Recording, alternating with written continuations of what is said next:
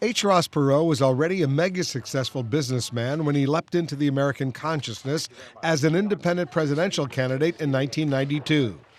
His folksy manner, And I was down in Texas taking care of business, tending to my family. This situation got so bad that I decided I better get into it. and his laser-like focus on the economy We have got to stop sending jobs overseas. made Perot one of the most successful third-party presidential candidates in U.S. history. He won almost 19% of the vote in 1992. From the beginning, Perot's campaign struck a chord with those seeking a third-party candidate. He threw his hat into the ring on CNN's Larry King Live. Number one, I will not run as either a Democrat or Republican because I will not sell out to anybody but to the American people.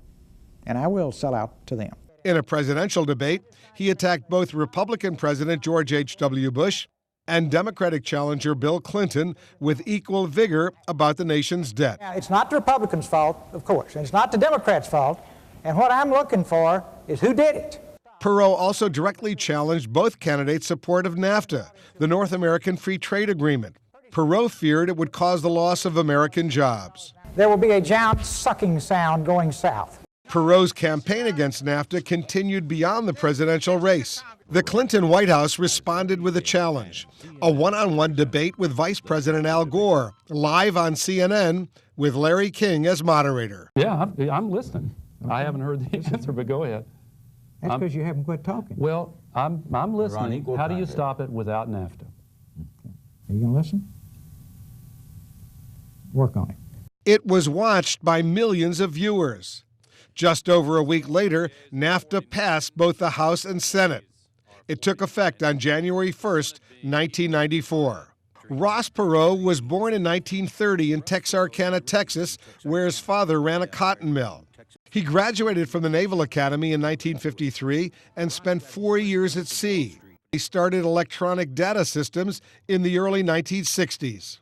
It later became one of the world's largest technology services companies, processing data. Perot became a billionaire in 1984 when he sold a controlling interest in EDS to General Motors for $2.5 billion. A couple of years later, he started a second data processing company, Perot Systems Corporation. It sold to Dell in 2009 for almost $4 billion. In 1969, President Richard Nixon asked Perot to seek better treatment for U.S. prisoners of war in North Vietnam. He traveled to Laos, where he met with ambassadors from Russia and North Vietnam. Perot made headlines again in 1979.